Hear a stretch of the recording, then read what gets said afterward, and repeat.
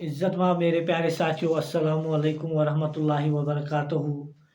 आज जिस मौज़ू पे के बारे में मैं बात करने जा रहा हूँ, उसका उन्वान है यूनिफ़ॉर्म सिविल कोड, या जिसको हम उर्फ़ आम में यकसा सिविल कोड के नाम से मौसूम करते हैं, जो कि आजकल डिबेट में हर तरफ से है और यूँ पार्लियामेंट में भी इस पे बारे में बात हो रही है। ये यूनिफ़ॉर्म सिविल कोड क्या है? कैसे वजूद में आता है?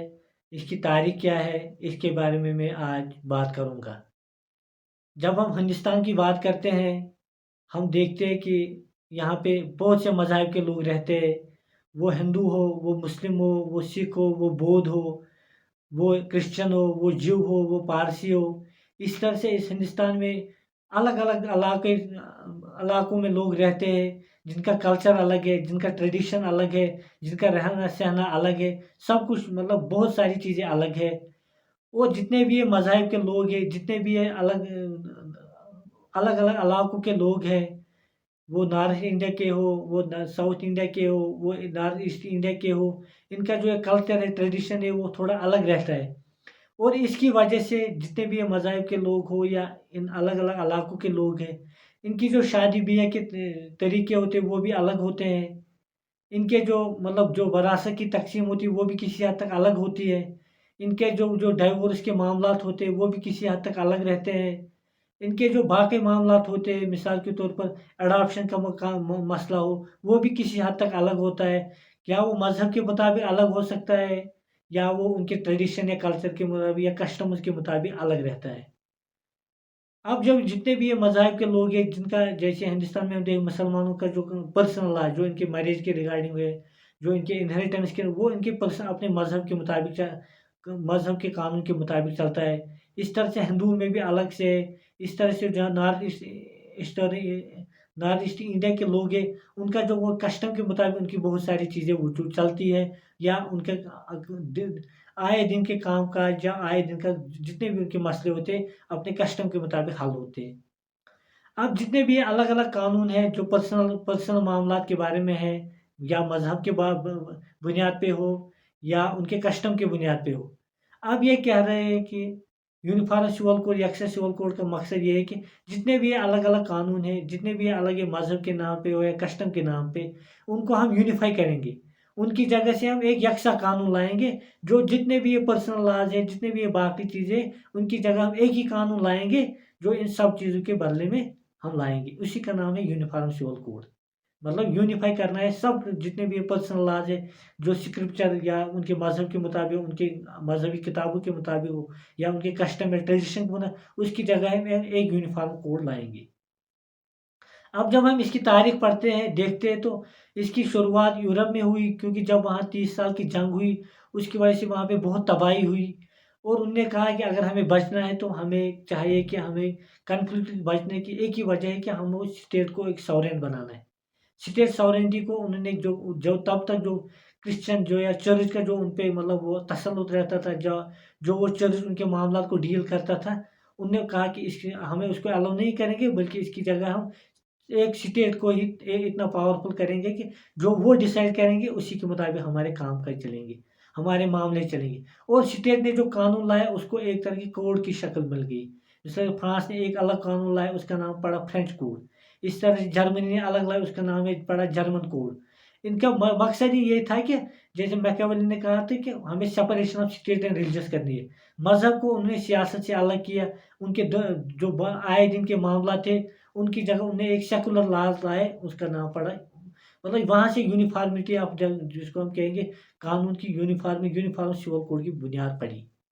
जब वो हिंदुस्तान में देखेंगे, हिंदुस्तान की तारीख़ जब पढ़ते हैं, तो जब पुराने ज़माने में जो ये रहता था कि जितने भी हिंदुस्तान के मामले रहते थे, हिंदू के मामले रहते थे, वो उनके मज़हबी किताबों या शुद्ध शास्त्रार्थ के मुताबिक उनके मसले हल होते थे।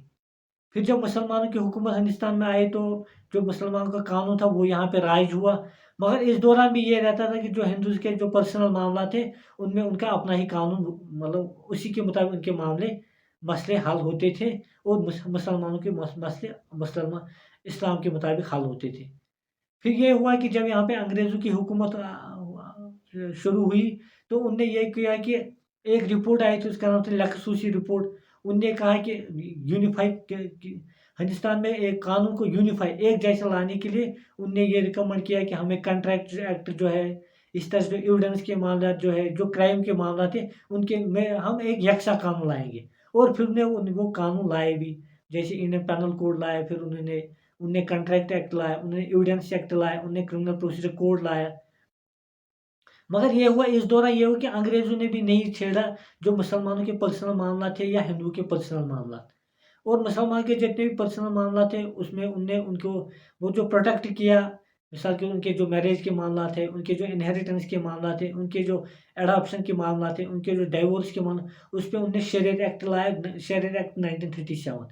इस तरह से हिंदू का जो कानून था उसमें उन्होंने चेंजेस नहीं लाए, मगर फिर भी कुछ चेंजेस लाए। मिसाल के तौर पर बंगाल सती एक्ट, जो फिर पूरे हिंदुस्तान पे लागू किया उन्होंने। इस तरह से हिंदू में रिमैरेज एक्ट लाया उन्होंने। इस तरह से हिंदू इनहेरिटेंस एक्ट लाया उन्होंने, जिससे किसी हद तक हिंदू लॉ में उन्होंने कुछ चेंजेस लाए। फिर जब आज़ादी के बाद ये हुआ कि जो कॉन्स्टिट्यूशन में डिबेट चला कि हमें यूनिफॉर्म सिविल कोड लाना चाहिए या नहीं, वो कॉन्स्टिट्यूशन डिबेट पे फिर वो इस बात पे मुत्तफिक हुए कि इसको हम रखेंगे directive principles of state policy में, न कि इसको हम यूनिफॉर्म सिविल कोड को वजूद में कर लाए। और इसकी वजह के बाद ये हुआ कि आर्टिकल 44 ऑफ इंडियन कॉन्स्टिट्यूशन में ये कहा कि स्टेट को चाहिए कि वो यूनिफॉर्म सिविल कोड को की तरफ बढ़े। फिर ये हुआ कि जितने भी इंडिया के सुप्रीम कोर्ट हो या बाकी हाई कोर्ट, उनने बार बार कहा कि गवर्नमेंट को चाहिए कि वो यूनिफॉर्म सिविल कोड को वजूद में लाए। फिर ये हुआ कि 2016 में 21st लॉ कमीशन वजूद में आया। उसका काम ये रखा गया कि आप देखो कि यूनिफॉर्म सिविल कोड हमें वजूद में लाना चाहिए या नहीं लाना चाहिए। और उसने ये जो उसकी फाइनल रिपोर्ट थी वो ये थी कि यूनिफॉर्म सिविल कोड ना अभी डिज़ायरेबल है और ना ही इसकी ज़रूरत है। बल्कि अगर उनने रिकमेंड ये किया कि अगर हमें लानी है चेंज तो वो फैमिली लॉज में लाएंगे हम किसी हद तक। जो पर्सनल लॉज है उन्हीं में हमें थोड़ी बहुत चेंज लानी चाहिए जो हमें लगे ठीक, मगर पूरे यूनिफॉर्म सिविल कोड को ना अभी ज़रूरत है और ना ये डिज़ायरेबल है। अब इस साल ये हुआ कि 22nd लॉ कमीशन फिर से वजूद में आया और इसका काम ये रखा गया कि हमें वो देखे कि यूनिफॉर्म सिविल कोड को लाए या न लाए। अब उनने कुछ समय 1 महीने पहले ये कहा कि उनने जो रिलीजियस ऑर्गेनाइजेशन जो पब्लिक एट लार्ज उनसे यह कहा कि आप अपने रिकमेंडेशन दे सकते हो, आप अपने सजेशन दे सकते हो यूनिफॉर्म सिविल कोड के मुताबिक। आखिर में मैं ये कहूँगा यूनिफॉर्म सिविल कोड का मतलब यही होता है कि जितने भी मिसाल के तौर पर्सनल लॉज है या कस्टमर के बेसिस पे जो लॉज है उनको हम एक यूनिफाई करें और एक जैसा कानून लाए, उसको हम कहते हैं यूनिफॉर्म सिविल कोड। और इसके बारे में जनरल पब्लिक से कह रहे हैं कि आप अपनी राय दीजिए। थैंक यू, शुक्रिया।